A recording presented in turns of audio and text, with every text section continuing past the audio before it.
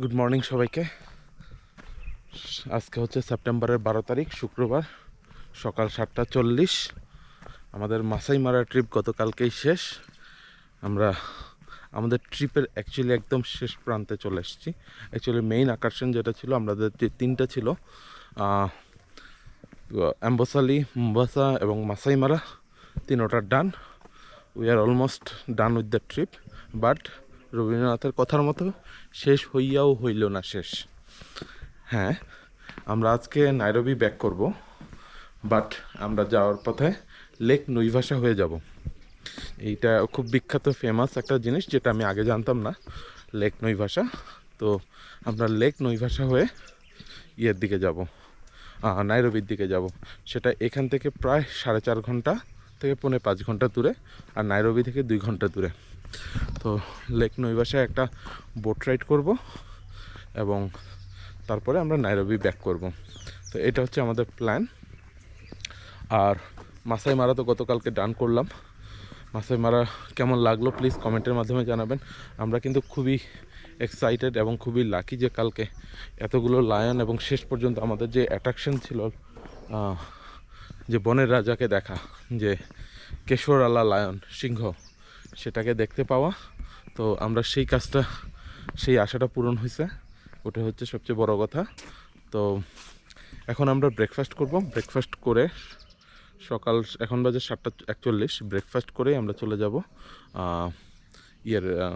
Lake নৈভাসের উদ্দেশ্যে। তো দেখা যাক, ব্রেকফাস্টে প্লাস চেক আউট করতে হবে। তো দেখাচ্ছি আপনাদেরকে ব্রেকফাস্টে কী আইটেম দিয়েছে।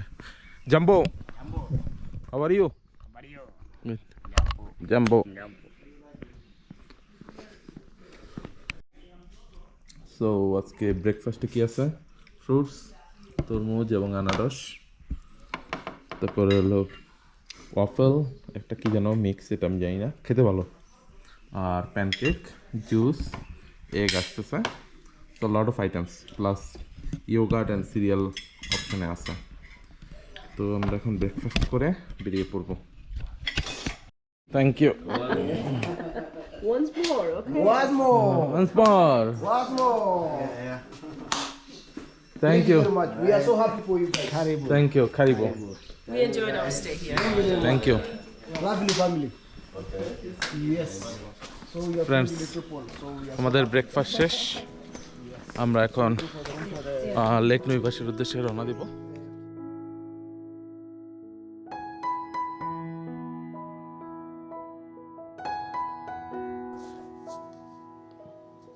আমাদের মাসাই মারার ট্রিপটা ছিল সত্যিই অসাধারণ। যারা দেখেননি তাদেরকে অনুরোধ করব, প্লিজ দেখে নেবেন। তো আমরা এখন যাচ্ছি লেক নৈভাসা। মাসাই মারা থেকে লেক নৈভাসার দূরত্ব প্রায় 4.5 ঘন্টা, অনেকটাই জার্নি। এবং আমরা মাঝখানে লাঞ্চ করে নিয়ে তারপরে আমরা লেক নৈভাসাতে পৌঁছাই।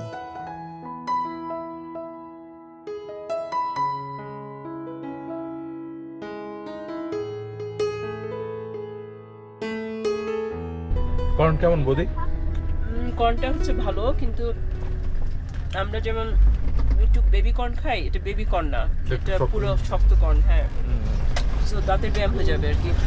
আর একটু স্পাইস থাকলে ভালো হতো। এটা জাস্ট রেগুলার কর্ন, কোনো লবণ টবণ কিছু দেওয়া নাই, জাস্ট এমনিতে ই করে দেওয়া। এমনি খালি পোড়ানো। হ্যাঁ, পুরানো, কিন্তু ভালো, অনেক ভালো টেস্ট। রোদু কর্ন কেমন? ট্রাই করো। So how was the salad? 50 shillings. 50. 50.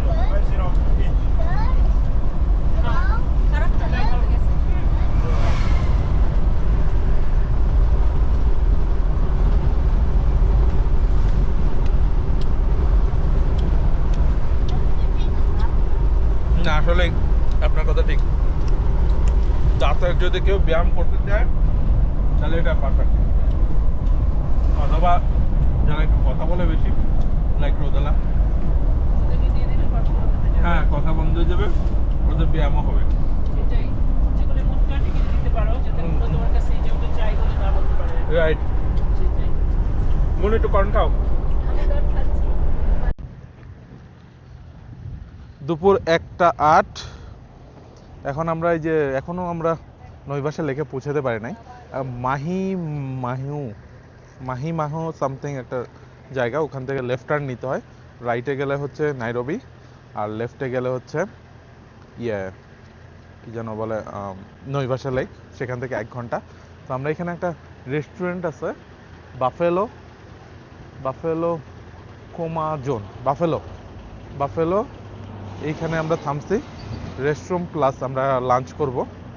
তো এখানে নাকি বাফে লাঞ্চ পাওয়া যায় এবং একটু চিপ এখানে। তো আমরা এখানেই লাঞ্চ করব। এখন এখানে প্রচুর টুরিস্টও আছে, লোকাল টুরিস্ট আছে, মানে ফরেন টুরিস্ট আছে, প্রচুর লোক আছে। তো এটা মনে হয় খারাপ হবে না। রেস্টুরেন্টটা আপনাদেরকে একটু দেখাই। এখানে বেশ ভালোই জমজমাট।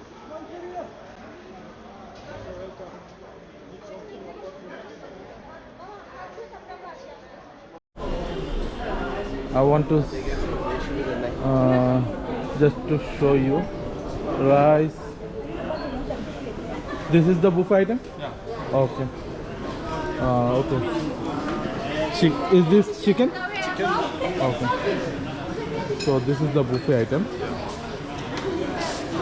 Okay, thank you. I think we'll go for that. We'll go for. আমার মনে হয় বুফেটে ওখান থেকে কিছু অর্ডার করা বেটার। বুফে যা অর্ডার করা বেটার। ও বাফেট খেয়ে পোষাবে না, এর চেয়ে এখান থেকে অর্ডার করি, এখানে মেনু আছে, সেটা মনে হয় বেটার। আচ্ছা আমি শর্মা নিব। হ্যাঁ, এখানে খাবারটা কিন্তু একটু এক্সপেন্সিভ। আর এই যেখানে একটা গিফট শপ আছে, দেখতে পারেন। এখানে একটা গিফট শপ আছে, আপনারা এখানে এসে করতে পারেন, চেক করে দেখতে পারেন। বেশ বড় একটা রোদু, এই দেখি ইফ ইট ইজ চিপ দেন। আসো আসো, হ্যাঁ হ্যাঁ, এখানে একটা গিফট শপ আছে। রোদুল ওরে ধরো। এখানে একটা গিফট শপ আছে, চাইলে এটাও এক্সপ্লোর করতে পারেন। বেশ বড়ই, সরো।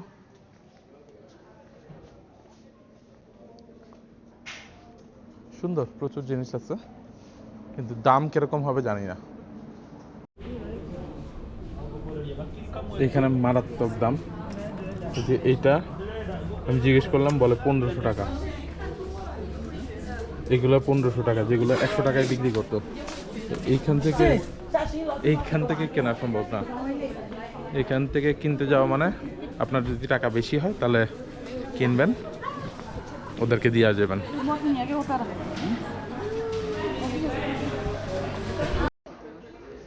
খাবার চলে আসছে, শর্মা, ফ্রাইজ আর হচ্ছে কোলস্ল। দেখি তো একটু শর্মাটা খায়া কেমন। শর্মাটা অ্যাকচুয়ালি পরোটা দিয়ে বানাইছে।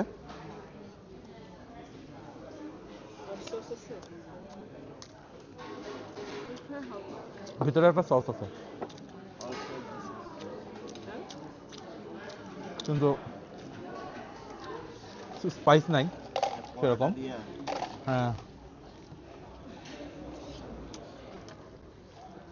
চিজ দেওয়া আছে ভিতরে, ওরকম আহামরি কিছু না। দাম 1200 শিলিং। Ours look good. রোদেলা নিচ্ছে চিকেন বার্গার, রাইট? ওইভাবে কাটতে পারবা না মন, ওর হাতে ধরায় দাও, ওই যে ইয়েটা তুলে। হ্যাঁ, ওর কাছে নিয়ে যাও প্লেটটা।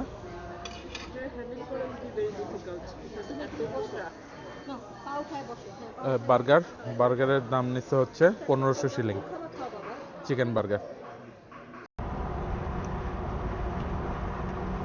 ওই যে দেখা যাচ্ছে এখান থেকে লেক নৈভাসা, ক্যামেরায় হয়তো বোঝা যাবে না, একদম ওর পরে এই যে গাছগুলো দেখা যাচ্ছে, তারপরেই লেক নৈভাসা, ওখানেই যাব আমরা। তো অলরেডি এখন কয়টা বাজে? 3টা বাজে, 3 মিনিট কম 3টা। ওই যে এখান থেকে দেখা যাচ্ছে কিছুটা লেক নৈভাসা। ফ্রেন্ডস, 3টা 23, এখন আমরা আছি লেক নৈভাসার পারে। এই যে লেক নৈভাসা। তো আমাদের মোটামুটি ভালোই টাইম লাগছে ওখান থেকে আরও। তো এখানে টিকিটের প্রাইস হচ্ছে 2000 শিলিং পার পারসন, আর রোদেলার জন্য হচ্ছে 1000 শিলিং। সো আমরা 9000 টাকা দিয়ে এখানে টিকিট কাটলাম। এটা একটু বেশি, এখানে কিন্তু দামাদামি সবই চলে। তো আমাদেরকে সামহাও আমরা দামাদামি করে উঠতে পারি নাই। তো এখনই এই যে লাইফ জ্যাকেট দিয়ে দিছে, রোদেলা পরে ফেলছে অলরেডি। তো তারপরে আমরা এখন বোট আসলেই আমরা ওই লেক নৈভাসায় চলে যাব। এখানে 1 আওয়ার ট্যুর, এটা হচ্ছে 1 আওয়ার ট্যুর। এখানে বোধহয় হিপো আছে, প্লাস বিভিন্ন ধরনের বার্ড আছে। তো ওগুলা ওরা সাফারি করাবে আর কি, এটাও একটা সাফারি। তো এখান থেকেই ছাড়ে, নৌকাগুলো চলে আসবে একটু পরেই। তো তারপরে আমরা উঠে ওখানে যাব। তো সোফার আমাদের ট্যুর কেমন লাগছে প্লিজ কমেন্টের মাধ্যমে জানাবেন। আর please like, share and subscribe to our channel. Thank you. So এইটাই হচ্ছে লেক নৈভাসা, লেক নৈভাসা। এখন এখান থেকে আমরা বোট নিব, বাট তার আগে আমি এখানে দেখাই এই বদি এটা কি, এগুলোর নাম crane, the egrets. Yeah real original মানে কি, জীবিত। এই যে ইগ্রেটস দুটো বসে আছে। আমাদের এখনো বোট আসেনি, বোট আসলে আমরা বোটে উঠে পড়বো। এই ছোট ছোট বোট দিয়ে নিয়ে যায়। আমরা সবাই লাইফ জ্যাকেট পরে ready.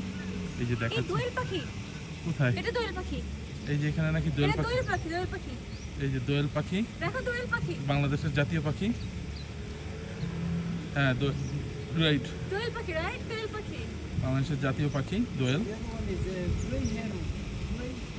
Grey heron, the other one is grey heron. এটা হচ্ছে গ্রে হেরন, এই যে গ্রে হেরন।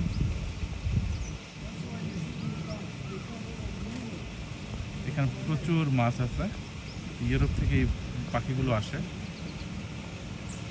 সেটাই বলছে এখানে একজন। এখানে একটা কিংফিশার আছে, এটা জাস্ট আমাদের চোখের সামনেই মাছটা তুললো ঝাঁপ দিয়ে, দুম করে মাছটা তুলে তারপরে চলে গেল। আর এই যে দেখুন বোট, এই যে বোট চলে আসছে, রেগুলার ইঞ্জিন চালিত বোট অ্যাকচুয়ালি সবই। এই ইঞ্জিন চালিত বোটে করেই আমরা যাব। আমাদের সবাইকে লাইফ জ্যাকেট দেওয়া হয়েছে। হ্যাঁ রোদেলারে হ্যাট দিয়ে দাও। ইয়া এই যে বোট, এই বোটে করে আমরা যাব। এই যে আমরা উঠে বসলাম নৌকায়, নৌকা পিছনে আগাচ্ছে, পিছন দিকে ব্যাক করতেছে। তারপরে আমরা রওনা দিব 1 আওয়ার সাফারির জন্য, লেক নৈভাসা সাফারি। এই যে লেক নৈভাসা, এই যে এগুলা জল মনে হয় বেড়ে গেছে, এই যে ঘর বাড়িগুলো ডুবে গেছে, জল একটু বাড়ছে এখানে। এই যে জলবাড়ি ডুবে গেছে, এটা ভেনিসের মতো না, ভেনিসের জল লেক দেওয়া যায়, জল ডুবে গেছে, জলে ডুবে গেছে। এই যে গাছগুলো ডুবে গেছে, এই যে এরা মাছ ধরতেছে। বিশাল বড় লেক, বিশাল বড় লেক। এই যে এখানে প্রচুর বিভিন্ন সারস পাখি আছে, বিভিন্ন পাখি আছে।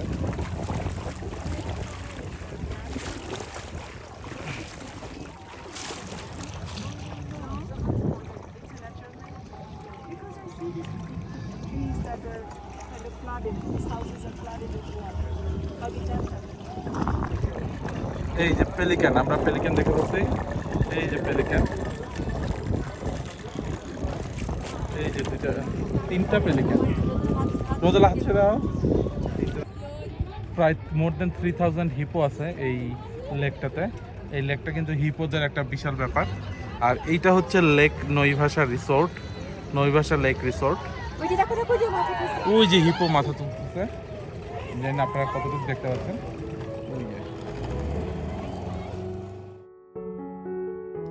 বন্ধুরা, লেক নৈভাসা ঘুরতে ঘুরতে আপনাদেরকে একটু লেক নৈভাসা সম্পর্কে ধারণা দিতে চাই। এই লেক নৈভাসা কিন্তু অনেক বিখ্যাত, এবং তার বিখ্যাত হওয়ার কারণ হচ্ছে এর সৃষ্টি। লেক নৈভাসা সৃষ্টি হয়েছে আফ্রিকার গ্রেট রিফট ভ্যালি গঠনের ফল হিসেবে। লক্ষ লক্ষ বছর আগে আফ্রিকান টেকটনিক প্লেটগুলো ধীরে ধীরে একে অপরের থেকে সরে যেতে শুরু করে। এই ভূপৃষ্ঠে নড়াচড়ার ফলে ভূমিতে গভীর ফাটল ও নিচু অংশ তৈরি হয়, যাকে বলা হয় রিফট ভ্যালি। আপনারা তো জানেন রিফট ভ্যালি কেন বিখ্যাত, আমি রিফট ভ্যালির আরেকটা ভিডিও দিয়েছি। এই রিফট ভ্যালির একটি নিচু অংশে ভূমি ধসে ও বসে গিয়ে একটি প্রাকৃতিক অববাহিকা তৈরি হয়। পরবর্তীতে আশেপাশের পাহাড় ও উঁচু এলাকা থেকে বৃষ্টির জল, নদী ও ভূগর্ভস্থ পানির প্রবাহ এসে এই অববাহিকায় জমা হতে থাকে। এভাবেই ধীরে ধীরে লেক নৈভাসা গঠিত হয়। লেক নৈভাসার একটি বিশেষ বৈশিষ্ট্য হলো এটি কিন্তু ফ্রেশ ওয়াটার লেক, যদিও এটি রিফট ভ্যালির মধ্যে অবস্থিত।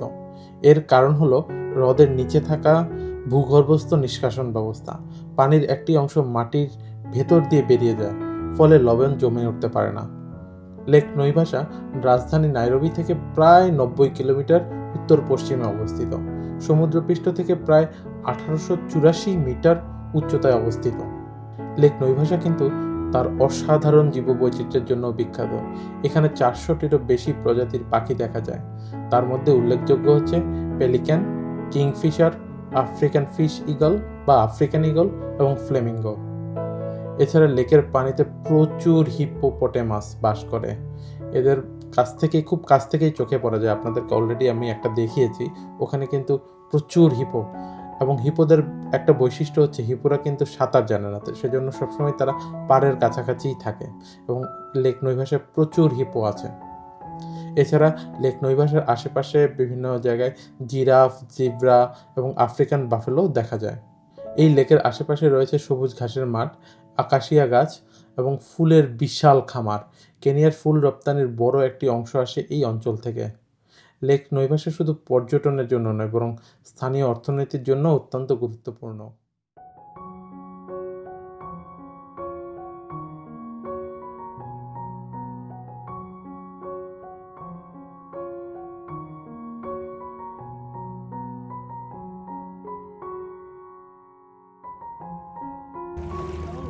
This one, এটা কি fish eagle? African fish eagle. এটা এই যে উপরে বসে আছে। হ্যাঁ হ্যাঁ, এই যে African fish eagle. Yes. Yes. Throw here. I'm gonna throw the light. এই যে Whenever throw, just tell us. It's okay. When you're ready, so ready. We're ready. we are ready now. All of you. Yeah, Yes. all of us. Even the baby is ready. Yeah, Rodo, look, turn around. Let me see. Yeah. You baby ready? Yes. Yes. Ready? Yes, we do it now. Okay. এই যে ও খাবার দিচ্ছে, এই যে African fish eagle যেটা। কেউ দেখছে? ওই না, নট হাংরি। ও না, ও দেখছে মনে হয়। Someone else is gonna come and get ওই যে ও দেখছে। ওই যে এ নিয়ে নিচ্ছে। Is it a live fish? Okay. Yeah, they're not very Yeah, the African fish eagle is not hungry. এখানে আরো ফিশ ইগল আছে, এই যে ফিশ ইগল।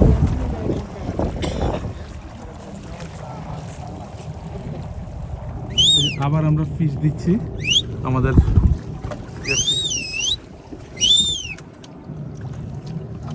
আবার ওইটা গেছে। ওই ইগলটা ফিশটা নিল না। না ওইটা দুইটা, ওইটা কি আসতেছে? না। না না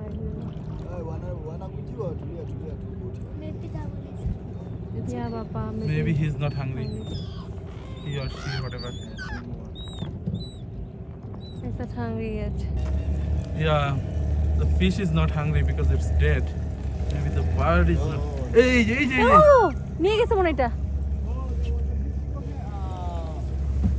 এই যে African fish eagle is flying over. যে কোনো নৌকায় বসলে আমি যে কাজটা করি সব সময়, একটু জলটা ছুঁয়ে দেখি। এখানেও জলটা ছুঁয়ে দেখলাম। নিজেকে শুদ্ধ করার জন্য কি জল আমি জানি না। লেক নৈভাসা সম্পর্কে আমার সেরকম কোনো আইডিয়া নাই। এটা আমার এখান থেকেই জানা। তো মানে জাস্ট এই অ্যাট্রাকশনটা সম্পর্কে আমি আগে কিছু পড়ে আসিনি। এই যে বুস্টক এমা, এই যে একটা বুস্টক আছে এখানে। এটা কিন্তু আগলি 5টা অ্যানিমেলের একটা, আগলি বার্ড। আগলি 5টা এলিমেন্ট In একটা। front of the boat, where the boat is pointing straight. এই যে এইখানে দেখুন সাকরি ডাইভিস,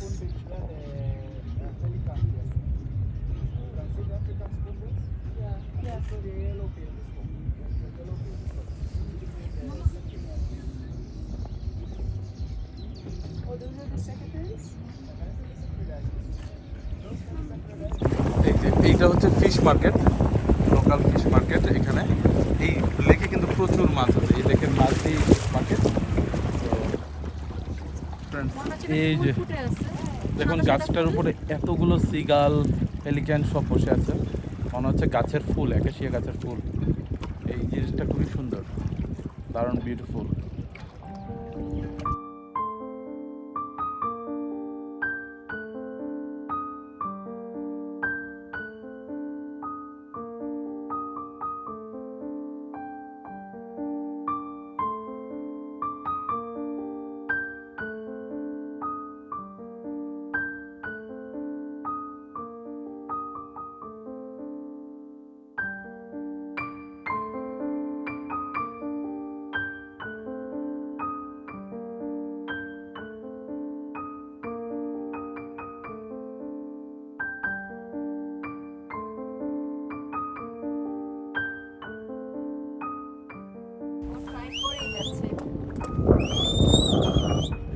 এই এই যে দেখছে মাছটা কই ছিল, মাছটা কই গেল?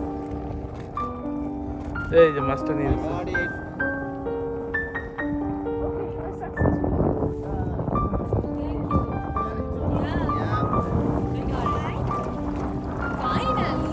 Finally we got it. দেখলেন মাছটা কিভাবে ছিল। এই যে আরেকটা। আফ্রিকান ঈগলের মাছ ধরার দৃশ্যটা কিন্তু সত্যি দারুণ ছিল। দেবাশিস দা কয়েকটা ছবিও নিতে পেরেছিল, উনি একদম পারফেক্ট শ্যুট করতে পেরেছিল। আর এই ট্রিপের মধ্যে এটা ওরা করে থাকে যে কয়েকটা মাছ নিয়ে আসে এবং মাছ ফেলে ওরা এই জিনিসটা করে সবাইকে ছবি তোলার সুযোগ করে দেয় আফ্রিকান ঈগলের। তো একটা জিনিস, লেক নৈভাসার মাঝখানে কিন্তু একটা আইল্যান্ডের মতো আছে এবং এই আইল্যান্ডটাকে বলা হয় ক্রিসেন্ট আইল্যান্ড। এই যে দেখুন এখানে একটা আফ্রিকান ঈগল, যেটা ফিশিং ঈগল, সে এখানে কিছু একটা খুঁজছে, তো এটা চোখে পড়লো। তো যাই হোক, যেটা বলছিলাম যে ক্রিসেন্ট আইল্যান্ড, এই ক্রিসেন্ট আইল্যান্ড কিন্তু একটা আইল্যান্ড এই লেক নৈভাসের মধ্যে। তো ক্রিসেন্ট আইল্যান্ডের সৌন্দর্য, প্রাকৃতিক সৌন্দর্য কিন্তু খুবই সুন্দর, চমৎকার, এবং এখানে কিন্তু প্রচুর পাখি এই ক্রিসেন্ট আইল্যান্ডে আছে এবং বেশ ভালোও লাগে দেখতে। মানে যখন আমরা যাচ্ছিলাম আমরা জানতাম না আগে এই আইল্যান্ডটা সম্পর্কে, তো এখানে যাবার পরে দেখলাম যে এই আইল্যান্ডটা। তো এই আইল্যান্ডটার কাছে আসার পরে আমাদের চোখে যেটা পড়লো এবং যেটা দেখে আমরা সবচেয়ে অবাক হলাম যে প্রচুর ওয়াইল্ড ডেভিস চোখে পড়লো প্রথমেই, অনেকটা দূর থেকেই এদেরকে চোখে পড়লো এবং পরে দেখা গেল যে এখানে প্রচুর জিব্রাও আছে। তো আমরা সবাই বেশ অবাক হলাম যে এই আইল্যান্ডে এই প্রাণীগুলো আসলো কি করে, কারণ এদের তো আসার কোনো ওয়ে নাই, হয়তো বা কোনো এক সময় তারা এসেছিল, যেটা মানে যখন এই আইল্যান্ডটা হয়তো এই মেইনল্যান্ডের কোনো অংশ ছিল, সেভাবে হয়তো আসতে পারে। শুধু জিব্রা না, বেশ কিছু ইম্পালাও ছিল, তো অনেক কিছুই ছিল, চোখে পড়ছিল। তো তখন আমাদের যে বোটের গাইড, সে আমাদেরকে যেটা বলল, যে হিস্ট্রিটা বলল যে 1985 সালে একটা মুভি হয়েছে আউট অফ আফ্রিকা। সেই আউট অফ আফ্রিকার শুটিং হয়েছিল এখানে, এবং সেই আউট অফ আফ্রিকার শুটিং করার জন্য এইখানে এই প্রাণীগুলোকে নিয়ে আসা হয়েছিল। তো এই প্রাণীগুলোকে এখানে নিয়ে আসার পরে সেগুলোকে তো আর ফেরত নিয়ে যায়নি, তো যার কারণে এখানে এদের বংশ বিস্তার শুরু হয় এবং এখানে এই প্রাণীগুলোর বংশ বৃদ্ধি পেতে থাকে। যেটা খুবই ইন্টারেস্টিং একটা পার্ট, যে এইভাবে মুভি করার জন্য এই প্রাণীগুলোকে এইভাবে নিয়ে আসা হয়। তো এবং সবচেয়ে বড় কথা যে প্রাণীগুলো এখানে সুন্দর বংশ বিস্তার করে এবং তারা বেশ ভালোভাবেই আছে, এখানে একটা লাইফ সাইকেল তাদের তৈরি হয়ে গেছে। তো এবং কেনিয়াতে আসার পরে যে জিনিসটা খুব ভালো লেগেছে যে মানুষ এবং বন্য জন্তু জানোয়ার সব একই সাথে থাকে, কেউ কাউকে হার্ট করে না, আদার দেন দ্য বিগ ক্যাটস, যে লায়ন বা চিতা ওগুলো ছাড়া, যে এইসব বাকি যেগুলো তৃণভোজী প্রাণী তারা কিন্তু সবাই মিলে একসাথেই থাকে, যেটা খুবই বেশ অবাক করা জিনিস। তো একটু পরে চোখে পড়লো এই আফ্রিকান ঈগলটি, শিশু ঈগলটি। এ কিন্তু উড়া শিখছিল, আপনারা দেখুন এই উড়া শিখছিল, হয়তো এর আশেপাশে তার মা রয়েছে যে তাকে ফলো করছে, বাট বেশ ভালো, বেশ আনন্দ লাগছে, ভালোই লাগছিল এই জিনিসগুলো দেখতে এখানে। তো প্লাস কিছুটা সামনে আগানোর পরে আমাদের চোখে পড়লো এই পেলিক্যান। এই আইল্যান্ডে কিন্তু আমরা প্রচুর পেলিক্যান দেখেছি, প্রচুর পেলিক্যান, মানে অসাধারণ। আর পেলিক্যানগুলোকে ভেসে থাকতে দেখার মজাই আলাদা। এই যে এখানে যেরকম চোখে পড়ছে, এই যে মানে এরা যখন ভেসে থাকে একসাথে সবাই ভাসতে থাকে, সাঁতার কাটতে থাকে, অসাধারণ একটা দৃশ্য, মানে অসাধারণ লাগে। আমি জানি না ক্যামেরায় কতটুকু দেখা যাচ্ছে, বাট নর্মালি খুবই সুন্দর লাগে এই দৃশ্যটা দেখতে। তো এখানে কিন্তু প্রচুর পেলিক্যান দেখেছি আমরা, প্রায় হাজার হাজার পেলিক্যান ছিল বিভিন্ন জায়গায় এই যে আইল্যান্ডটাতে।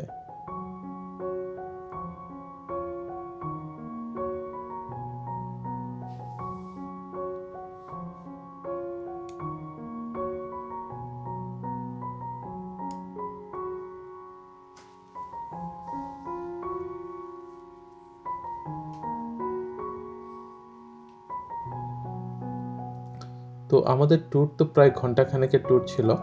তো কিছুক্ষণ পরে এই আইল্যান্ডটা ঘুরে আমরা আবার আস্তে আস্তে পাড়ের দিকে চলে যেতে থাকি, কারণ 1 আওয়ার বোট ট্যুর। তো তারপরে আমরা ফিরে যাই পাড়ে, এবং সেখান থেকে আমরা রাতে নাইরোবি চলে যাই। তো সোফার আমাদের এই ট্রিপ কেমন লাগছে প্লিজ কমেন্টের মাধ্যমে জানাবেন, এবং please like, share and subscribe to my channel.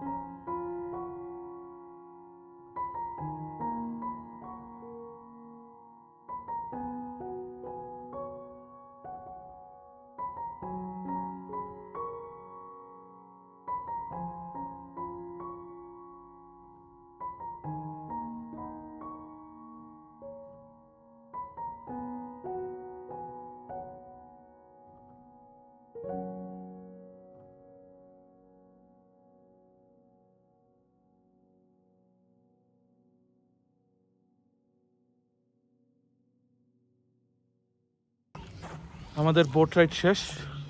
রাইডটা কিন্তু বেশ ভালোই ছিল। কয়টা বাজে? 4:50। তো 1 ঘন্টার বেশি, 1 ঘন্টা আমরা ঘুরলাম।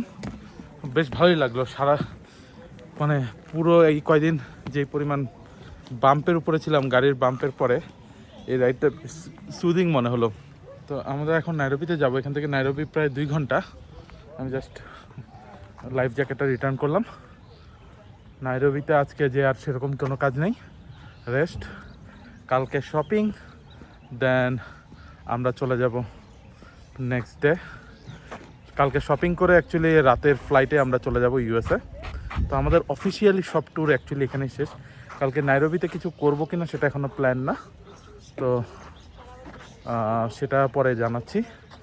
যদি এরপরে আরেকটা কিছু থাকে তার মানে আমরা নাইরোবিতে কিছু করব, আর না হলে আমরা এখান থেকে চলে যাব। বাট যদি এই পর্ব এখানে শেষ না হয় তাহলে অবভিয়াসলি যেটা থাকবে যে পুরো ট্রিপের ডিটেল খরচ এবং কিভাবে কোনটা প্ল্যান করেছিলাম সব কিছু এইখানে থাকবে। বিশেষ করে খরচটা এবং বুকিংসগুলো সব কিছু এই ইনফরমেশন এর পরেই থাকবে। আমাদের সেদিন কিন্তু আর নাইরোবি ঘোরা হয়নি। বাড়ি পৌঁছাতে পৌঁছাতে প্রায় রাত 8টা বেজে যায়। আর সবাই বেশ ক্লান্ত ছিলাম। রাতে আড্ডা, খাওয়া দাওয়া এই সব করে ঘুমিয়ে পড়ি। পরদিন শনিবার সারাদিন আমাদের হাতে ছিল, কারণ রাত 11টায় ফ্লাইট। তো সকালে একটু দেরি করেই সবাই ঘুম থেকে উঠি।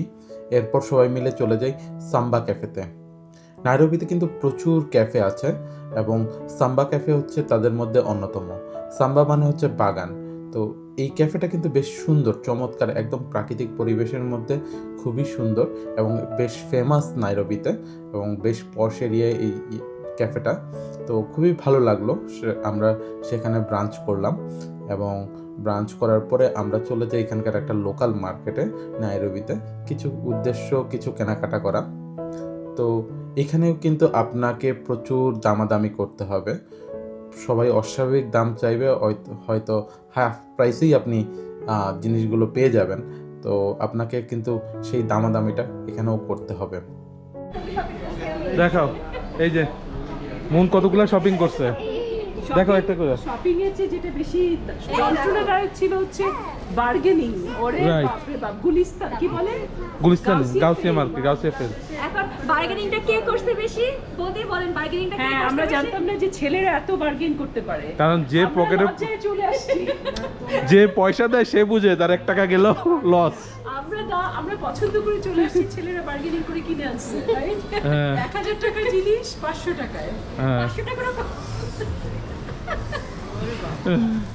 না, পরে তো আমি চাবি রিং 50 টাকা করে কিনছি, প্রথমে কত করে কিনছিস? 80 টাকা করে কিনছি, নিজেই ঠকা খেয়েছি। না, এখানে তো তাই হলো, বডিবাসী সার আমি কিনলাম 400 টাকা করে ব্যাগ, মামি সেই ব্যাগ 300 টাকা করে কিনলো। এটা তো তাও আপনি ভাবতে পারবেন যে আপনি লস খাইছেন, উনি জিতছে। আমি তো নিজেই। রাইট, এখানে কিন্তু প্রচুর বার্গেনিং করতে হয়। যাই হোক, আমরা একটা ইন্ডিয়ান স্টোরে আসছি, প্রচুর ইন্ডিয়ান খাবার আছে এখানে, মিষ্টি টিষ্টি সবই পাওয়া যাচ্ছে।